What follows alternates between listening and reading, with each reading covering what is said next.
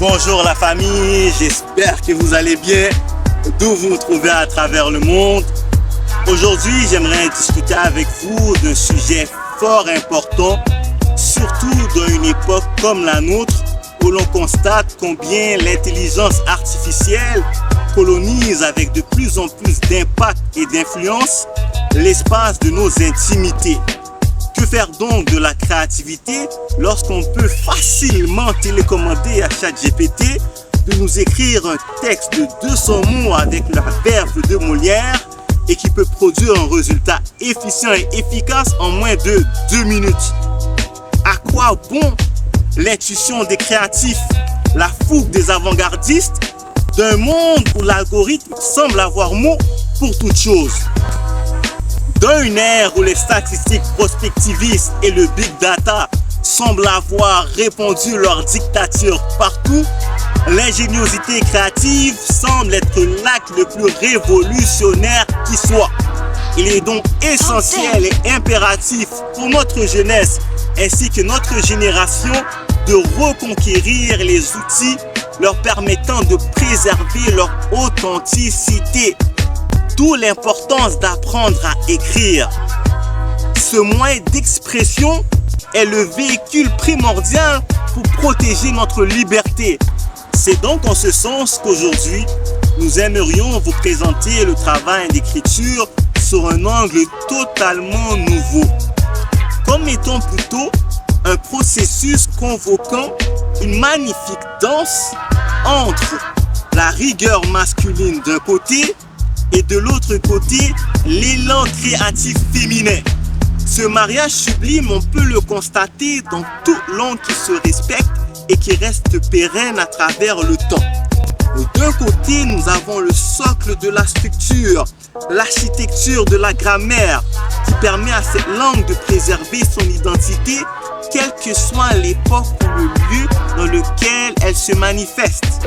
Et de notre côté, nous avons ces milliards de cœurs, de poètes, de créatifs, d'avant-gardistes, de rebelles, qui touchent à cette langue et qui permettent à celle-ci de conquérir les plus hautes cimes de la créativité.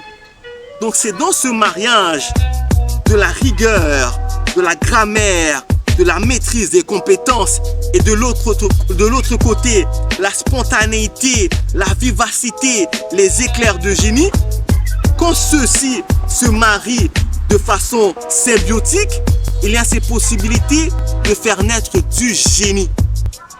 Et cette illustration-là, cette composition-là, on peut le voir chez tous les grands créatifs, chez tous les grands performeurs du monde artistique ou même du monde scientifique. Lorsqu'on voit que Quincy Jones, l'homme qui produit l'album Thriller, reconnu comme étant l'album qui a le plus vendu de copies de l'histoire de la musique, lorsqu'il dit que tout musicien devrait consacrer à chaque heure de studio 2 heures de moments pour simplement rire et avoir du bon temps. Donc on voit encore ce mariage entre le lâcher-prise et la rigueur du travail.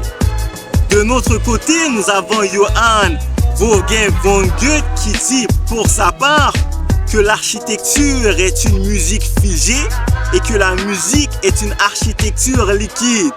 C'est super intéressant de voir même dans ce propos la même constance où l'on voit l'architecture qui représente le système, la structure, la direction, et de notre côté, la musique qui représente l'élan de créativité, la beauté, la lumière, le flux liquide.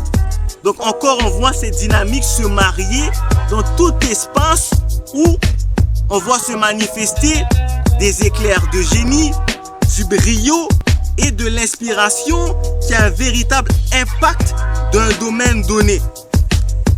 Et c'est pour ce fait même que la jeunesse d'aujourd'hui, notre génération, dans cette époque moderne où les données algorithmiques semblent vouloir nous aliéner, il est important pour nous de reconquérir cette aptitude à écrire, à s'exprimer, à marier à la fois la rigueur de la technique, l'assise de la grammaire et la force de la créativité, le flux du cœur.